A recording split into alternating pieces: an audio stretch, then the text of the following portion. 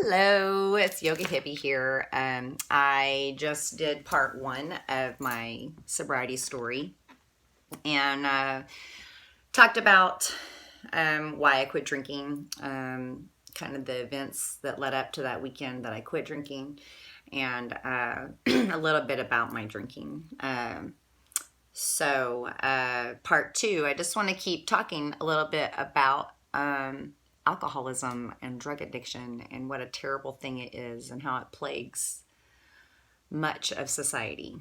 So I got sober January 21st, 2007, and I'd been sober before for 13 years before I relapsed. And, I'm really thankful for my relapse. So if you're out there and you're struggling with addiction and you relapse, don't beat yourself up about it. Relapse is part of addiction, and sometimes we have some valuable lessons that teach us much about being sober. So I've done AA. I've been through a couple of rehabs. I could probably just spend hours talking about the first rehab I went to. There's a whole group of us that were affected by these rehabs. They were called Straight Incorporated is what originated from them, but then a place called Possibilities Unlimited /PUI opened up in Lexington, Kentucky. And it was much like Straight Incorporated from the 70s and early 80s. And then I happened upon, there was free counseling at this church. My mom and I didn't go to church, but we were literally going to kill each other. I'd given her a black jaw. I punched her in the face. This is when I was in high school. I was a terrible kid, and I was a terrible kid because of a lot of reasons, but also because I was drunk and using drugs, and I had a terrible attitude. My mom sought out counseling for us, and we happened upon this church in in Tennessee, where I grew up, in Memphis, called Central Church, and they had counseling there for free. And we happened upon this man called Reverend Scotty Cassidy, and he was opening up a treatment center called Second Chance Ministries, which was a Christian version of Straight Incorporated, where his daughter had gone through rehab. So, that program got me sober through AA and the 12 steps. And it was quite a different kind of place to be and pretty freaking crazy. We got motivated in between songs that we sang. So they would pick us to sing. We would request a song, and we sang game show songs, nursery rhymes. I mean, this is a bunch of teenagers, okay? I'm going to have to talk about PUI and Second Chance in completely different videos, but I wanted to talk about yoga. And so I'm on a little rabbit trail, and that's what I do. So I guess you'll just get used to that if you don't know me.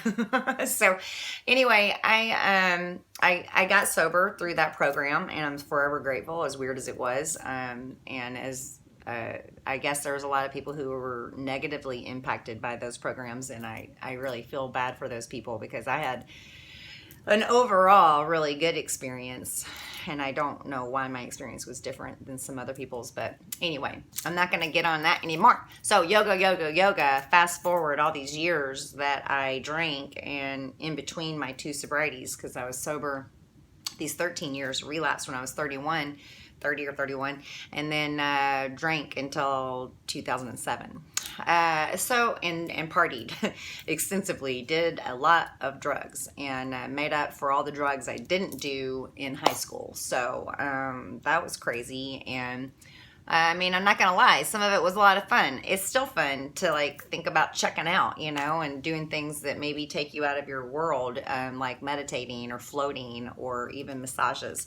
There's lots of different ways that people kind of remove themselves from dealing with stuff. And it's not necessarily always a bad thing to remove yourself, because sometimes you need a break from everything, right? And you need a second to recharge and to disconnect from the outside world, right? So I was raised just, my mom. I love my mom, and want to preface anything I say about my mom with the fact that since I was 32, we've been actually working on a relationship. And it goes up and down. But I forgive her for everything that happened in my childhood. You know, I love her. So I love you, Mom. But anyway, you know, she had a messed up childhood too, and she was literally doing the best she could with the tools she'd been given. So what I want to say is that I had terrible self-esteem, and some of that was from growing up and the things that happened between my mom and other people. But you know, it just didn't feel confident in myself. And then my marriage was awful.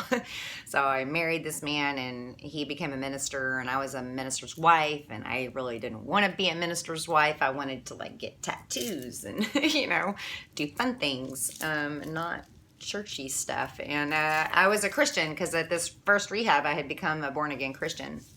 And I have stepped away from that since then. But, you know, probably about a year before when I relapsed, I had decided to walk away from church and God, and I was still married to this minister. And obviously that was causing a lot of problems. I was a stay-at-home mom, and I was praying with my kids still, but nobody else, you know. I wasn't praying on my own, and I just didn't want anything to do with it. So I freaked out and had what I like to call like a little midlife crisis in my 30s. So yeah, it sucked really bad. My life sucked. I wanted to kill myself, and I drank and drank and partied and did all these crazy things. And then I discovered yoga when I got sober, because I knew from rehab, I didn't like the AA meetings anymore, and I tried to go to some, but I didn't like them. And so a bunch of AA people might call me a dry drunk, whatever. I'm way happier than I ever was before. So this is working for me, and that's all that matters, is what works for you, right? So don't let other people tell you how you should or shouldn't get sober. So yoga, I was depressed even in my sobriety, because just because you decide to stop drinking and partying doesn't mean that your life is going to dramatically change overnight and that everything will be better. It takes some time, and it probably took about 3 years of me being really consistent and diligent with everything I was doing to change my life and to make it something different and to be happy, because happiness is a choice, and you choose that, and it doesn't choose you. It doesn't just happen to you. You make that shit happiness. You make that shit happen. Happiness. But really you do. And what happened for me was a combination of a lot of things, which I think is just true for a lot of people. But I had gone to yoga 10 years before because of my conservative lifestyle that I was involved in. My ex-husband, and I was a stay-at-home mom, he didn't want to pay for yoga because he said it was a cult. So yeah, whatever. Anyway, I don't believe that it's a cult. And as soon as I got to trying to figure out how I was going to be sober this time without AA, I knew I would relapse if I didn't have something to do with my time. So MySpace was going, that was a thing that everybody was doing, and I was obsessed with MySpace, and I spent hours doing MySpace things, and that really helped me. And also, then I remembered how I felt leaving these yoga classes 10 years before. And I was like, that's how I need to feel, you know? I need to feel like that, like this peaceful, everything's okay, not how I was feeling, you know? I was feeling very upset and depressed because then I suddenly didn't have anybody to hang out with because all my friends were drinking, and I was bartending. I bartended the first 3 years that I was sober. You know, so like I was just like around all these people who drank, and I couldn't do all that, you know, because it was ruining my life. And anyway, so I started practicing yoga. I drove up there on a rainy night with my kids in the back seat, and I was like, don't go anywhere. They were strapped in their car seats, and because they were younger, and so I ran into this yoga studio and grabbed a brochure, and I started practicing yoga, and it's just changed my life. I mean, it's been amazing what yoga has done for me. It taught me that I am a good person, that I can be happy, that I'm loved, that I'm special, that I can do anything I set my mind to. that you know, and I want to say that to you, whoever's listening, that you're special. And I have a lot of emotion right now behind all of this, but it really was at the core of who I was. I felt really like a terrible person, you know? I felt like I couldn't do anything right. I felt so sad, and I felt like I just couldn't figure out life, and I couldn't make my life good, and I couldn't figure out how to be patient or kind, you know. I had a history of cheating on people when I was drinking, and I don't do that when I'm sober. When I've been sober, the years I've been sober, I don't really do that. But alcohol makes me, well, I allow alcohol to make me, all my inhibitions go away, and then I just do whatever I want, and it's a terrible idea. So just saying. And all those choices that I made when I was drinking were still affecting me in my life. And I just want everybody to know that you're just as special as me. I'm not more special. And if I'm special enough to love myself enough to learn these things that are true, then you are too, right? I just want everybody to feel hopeful in their life and know that there's a way out.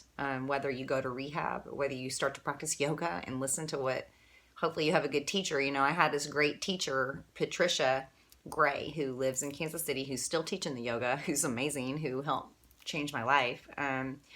She's just regurgitating truths. She's telling me the things I'm telling you, you know, like, you're amazing. You can do it. You can do anything you want. Breathe. Enjoy your life. Embrace it. Choose happiness. Choose peace. And I just was a victim. Always a victim. And when you're a victim, it's everybody else's fault, and you don't have to change anything. So I'm here to tell you that you're not a victim. You're making your life the way it is. Yeah, there's circumstances that you might not be able to control, but our reaction to them is what makes the difference. And so when shitty things happen, you can still choose to react to that in a non-shitty way. It's true. It took me a long time to see it, and I had to start making affirmations. And I wrote them with dry erase markers all over the place. You're beautiful. I love you. I am perfect just the way I am. I mean, there's just a gazillion. Google affirmations for not drinking. There'll just be a ton of them. So I essentially brainwashed myself in a healthy way, but that's what was needed, because you know what? Some motherfuckers all my life brainwashed me into thinking that I wasn't special and important, and that I couldn't make whatever choices for my life and change things. So what I want to tell you in these last few minutes of part 2 of my sobriety story is that you can do it. You can get sober. It's good to change your friends. If they're not supportive, or they're going to be drinking and drugging around you, that's not the way to get sober. You might be able to be around that later in your sobriety if it's not a trigger for you, but everybody's different. So there's certain things I know if I hung out in a bar every night in that kind of an atmosphere, I would probably end up relapsing eventually. And that's not where I want to be anyway. So occasionally I go out with my friends that drink. I'm usually the DD, whatever, you know, it's fine. But you got to figure it out. And if it's AA or a rehab or yoga or some other thing that you've discovered that helps you get your shit together, then freaking do it, right? I say the F word quite a lot, and for whatever reason, I want to censor myself on these videos. Maybe it's because I know my mom's going to watch it. I don't know, but I have a potty mouth, so I'm probably just going to let that fly eventually. But I want to tell you that you can do it. You can be sober, you can change your life, and you can be happy, and you can make the choices that make that happen. I have a lot of friends that used to be crazy drinkers that are now sober, and that happens with the bartending and club territory that I was a part of for so long. But so many of my friends are now sober, and, you know, it's good.